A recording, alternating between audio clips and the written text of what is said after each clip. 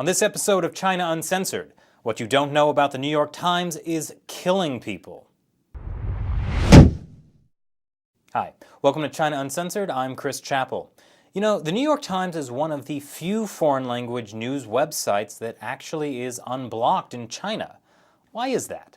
You know, the Times has been criticized for failing to report on the Holocaust. There's a book about it called Buried by the Times.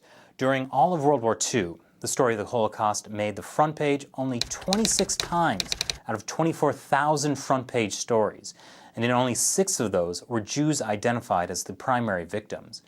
Now it's the Chinese regime's genocide of Falun Gong practitioners in China that the Times is not only ignoring, but actually helping. Since 2001, there's been a sharp decline in any reporting about Falun Gong. Since the persecution began in 1999, only 164 articles have been written about Falun Gong, most of which were in the first 2 years. Not only did the numbers shrink, the tone of the articles they did publish dramatically changed after 2001. Considering Falun Gong is a persecuted group inside China, you'd think the stories would, be about China. But since 2003, not a single meaningful article about Falun Gong inside China was published.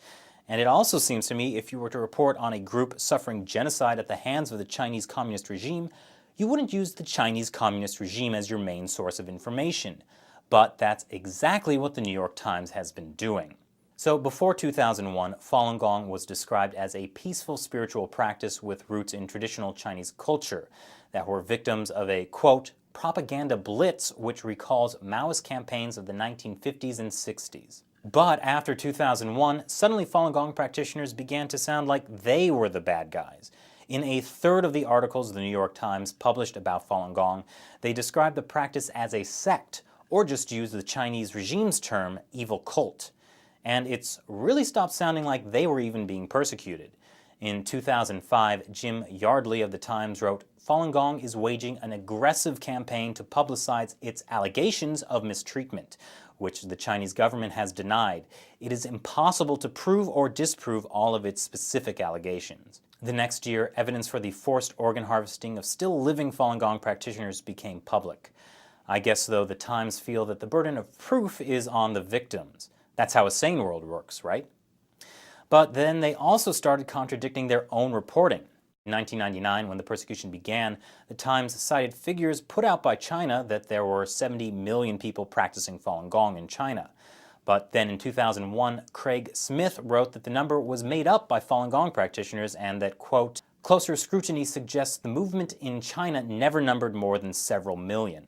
Which is funny because when he was working for the Wall Street Journal, he wrote, some government officials estimate that the number of followers has reached 60 million or more. He's also written that Falun Gong practitioners have died as a result of confrontations with the police or prison guards. Not from brutal torture of an all-powerful regime crushing dissidents, mind you, but just confrontation between police and what he describes as a sect that makes up numbers.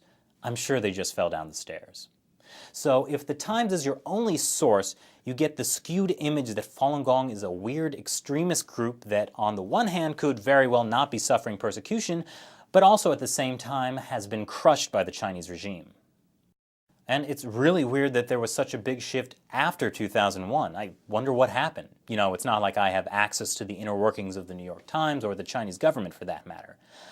But it does strangely seem to coincide with an exclusive interview the New York Times happened to pull off with Jiang Zemin, then leader of China and also the guy who started the persecution against Falun Gong. Then suddenly after that interview, the New York Times website became unblocked in China, and to this day remains one of the few foreign news sites to be so. In fact, Professor Jiabo Biao said the New York Times is the only international newspaper available at Beijing University's library, and they just happen to be towing the party line about the biggest human rights violation of the 21st century. Pretty random coincidence, huh? I wonder if they make people in China pay to see their website, because I'm pretty sick of that myself.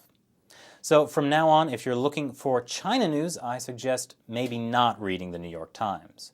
Once again, I'm Chris Chappell. Thanks for watching this episode of China Uncensored.